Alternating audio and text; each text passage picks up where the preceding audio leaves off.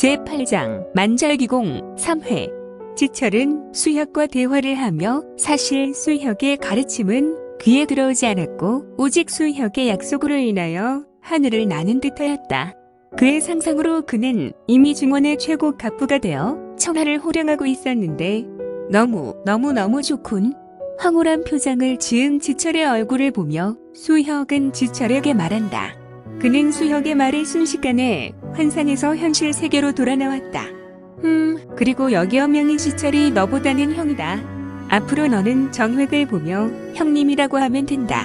알았느냐? 지철은 얼굴을 가득 인상을 쓰게 되었다. 억울합니다. 제가 반노환동에서 어려 보이는 것이지 제 나이는 46입니다. 그런데 엄정획 이 친구가 어떻게 쟤보다 나이가 많다고 하는 것입니까? 그는 49이야. 너보다 꼬박 3살이 더 많구나. 아니, 공자님이 나이를 어떻게 아십니까? 엄정획은 너무나 놀랐다. 자신의 나이를 아는 사람은 이 세상에서 돌아가신 부모밖에 모르는 비밀이었다. 엄정획은 일찍 조실부모했다. 그래서 사뷰 외에는 가까운 사람이라고는 없었다. 그는 하우문이라는 취하층 사람 중에 어린 엄정획은 살아남으려고 하였다. 사부도 그러는 그 와중에서 만나게 되었다. 내가 한마디 하지. 지철아, 여기 앉아있는 사람은 내가 남처럼 여기지 않으니까 말하는 것인데 사람은 무공을 익히건 익히지 않든 나무처럼 고유의 나이테를 가지고 있어. 어떤 사람은 그 나이테가 거의 굴곡 없는 사람이 있는가 하면 어떤 사람은 그 나이테가 굴곡이 아주 심하지. 사람들은 살면서 자신도 모른 채 경험한 것을 깊은 생각의 저장고에 그대로 저장하는 것이지. 수혁은 탁자 위에 있는 찻잔을 손으로 들고 한 모금 마신다. 그리고 계속 말을 한다. 그러나 나무의 나이테를 보면 모든 나무가 1년에 한 바퀴야. 물론 더운 지방의 나무는 나이테가 낮고 추운 지방의 나무는 대부분 나이테가 좁지. 그것은 환경의 차이지. 모두 1년에 한 바퀴야. 사람들은 외모로 대부분 나이를 추측하지만 그 외모는 그리 중요한 것이 아니야. 바로 그 사람이 가지고 있는 고유한 기가 매우 중요한 것이다. 이백과 지철, 정획 등은 수혁의 이야기에 집중을 하였다. 수혁은 매우 천천히 친절하게 자신의 이야기를 이어나갔다. 이건 무공의 기를 말하는 것이 아니야. 물론 여기에 모인 사람들은 그리고 대부분 무리민도 이 기에 대해 막연히 느낄 수 있지. 만지거나 분석은 못하거든. 하지만 난 그 기를 만질 수도 있고 분석할 수도 있어. 그것은 나의 고유한 능력이거든. 미안하군. 내 자랑을 해서. 이 능력은 어떻게 만들어진 것입니까? 지철의 물음에 수혁은 매우 인자한 미소로 답하며 말하였다. 지철아, 요 며칠 내 너에게 항상 이야기하지 않느냐?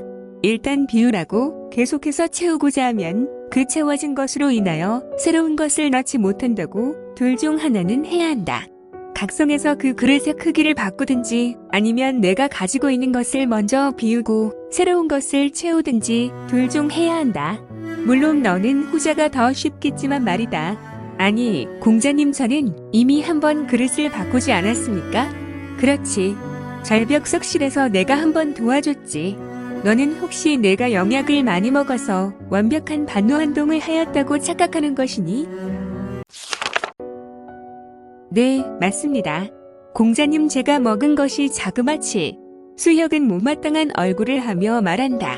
이 녀석아, 너는 자꾸 영약 타령하는데 그 영약은 어느 정도 먹게 되면 자신의 몸, 즉 심신이 영약에 적응되어 더 나은 단계로 나아가는 것에 처음은 도움이 될지 모르나 나중은 그 영약으로 인하여 오히려 성장을 방해하고 내공을 쌓는 데 방해한단다. 지철은 수혁의 말에 심각한 표정을 지으며 머리를 긁고 있었다. 영역이라는 것은 즉 영물 또는 영을 갖게 되는 식물들로 이루어져 있다. 이들이 가지고 있는 것은 고유의 성질을 가지고 있어서 어느 정도 사람에게 내공을 쌓게 한다.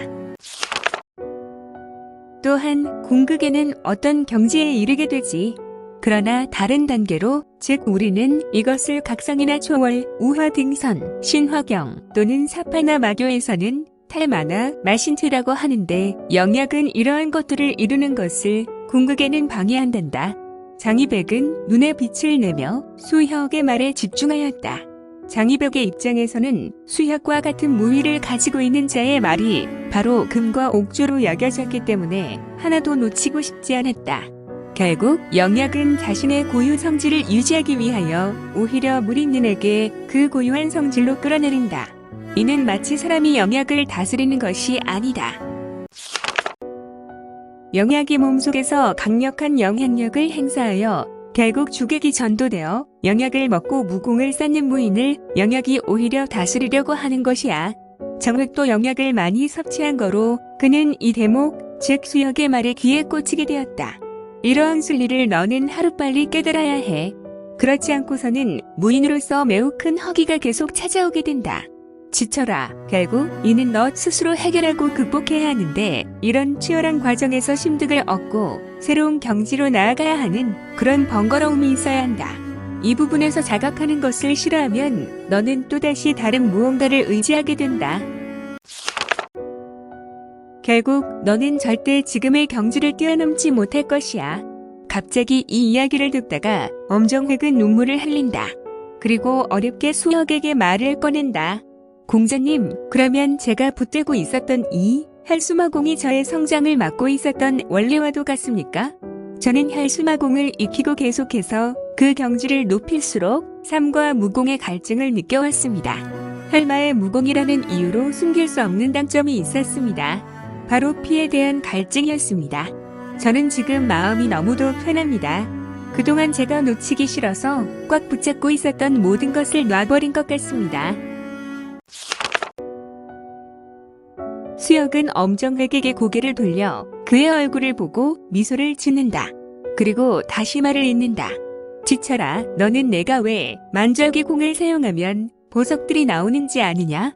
공자님, 그걸 제가 어떻게 압니까? 지철은 수혁의 물음에 남처한 얼굴 모양을 하였다.